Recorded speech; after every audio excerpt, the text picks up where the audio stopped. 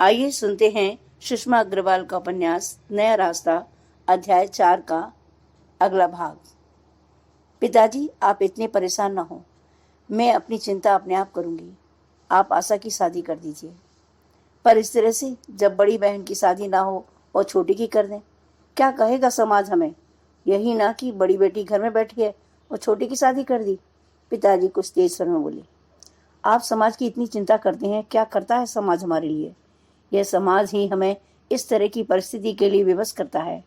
आप समाज की चिंता न करते हुए आशा की शादी कर दीजिए। तभी पास बैठी माँ बोल पड़ी, बेटी, हमारे यहाँ इस तरह का रिवाज नहीं है कि बड़ी बेटी के घर में रहते हुए छोटी की शादी हो। माँ, आप मेरी शादी की चिंता न करें। मैंने तो निश्चय कर लिया है कि मैं शादी नहीं करूँगी। मैं अपने पाँव पर खड़ी होना चाहती हूँ, जिससे मैं बोझ न बन सकूँ। मीनू भरे कंठ से बोली, बोझ? कैसा बोझ? एक बेटी अपनी माता पिता के लिए बोझ है? ऐसा कैसे सोच लिया तूने? माँ बोली। माँ, आप बुरा मान गई। मेरा कहने का अभिप्राय यह था कि हर लड़की को भी अपने पाँव पर खड़ा होना आवश्यक है। आज के आधुनिक युग में स्त्रियां पुरुषों से कंधा मिलाकर कार्य कर रही हैं। फिर भी मैं पढ़ी लिखी हूँ, मैं भी कुछ कर सकती हूँ। मीनू ने बात संभालने का प्रयास किया।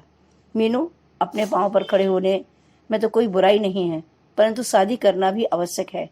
इतनी लंबी जिंदगी पड़ी है तेरे सामने, फिर हमारी जिंदगी का भी क्या भरोसा है? कौन करेगा दुख सुख में तेरी मदद?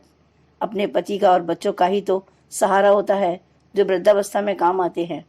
पर माँ, अभी मैंने शादी का विचार छोड़ दिया है।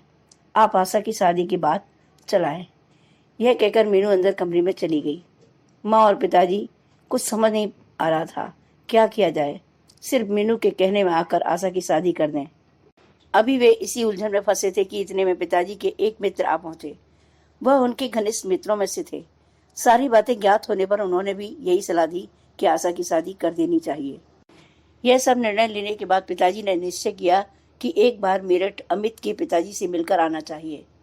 अपने दिल में आशा सजोए आशा का रिश्ता लेकर पिताजी अमित के घर जा पहुंचे। उन्हें बड़ी उम्मीद थी कि क्योंकि आशा से शादी की बात स्वयं उन्होंने पत्र में लिखी थी। घर में उस समय कोई नहीं था। नौकर ने दरवाजा खोला और दयाराम जी को अंदर बैठा लिया।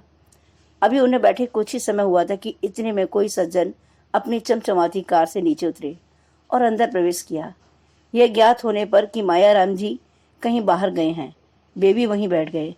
बातों बातों में पता चला कि वे शहर के बहुत बड़े व्यक्ति धनीमल जी हैं। धनीमल जी ने बताया कि उनकी बेटी सरिता का रिश्ता अमित के साथ पक्का हो गया है। 5 लाख रुपए लगा रहे हैं वे शादी में। यह ज्ञात होने पर दयाराम जी के पांव तले धरती खिसक गई। अब उन्होंने 1 मिनट भी वहां ठहरना उचित नहीं समझा और वहां से उठ खड़े हुए। सारे रास्ते दयाराम जी यही सोचते रहे कि उन्होंने आशा के रिश्ते के लिए क्यों लिखा था, जबकि उन्होंने एक धनी घर की बेटी से रिश्ता कर लिया है। कैसी जालिम है ये दुनिया। सब कुछ पैसा ही है इस दुनिया में। इंसान में इंसानियत, शर्म, लज्जा कुछ भी तो नहीं रही है। पिताजी के मन में अंतर्द्वंद चल रहा था। घर पर सभी उम्मीद लगाए बैठे थे कि आशा का रिश्ता पक्का हो जाएगा। घर पहुंचने पर दयाराम जी का उदास चेहरा देखकर सबकी समझ गए आशा के रिश्ते के लिए मना हो गई है। वास्तविकता जानने पर सबका हृदय मायाराम जी के परिवार के प्रति घृणा से भर गया।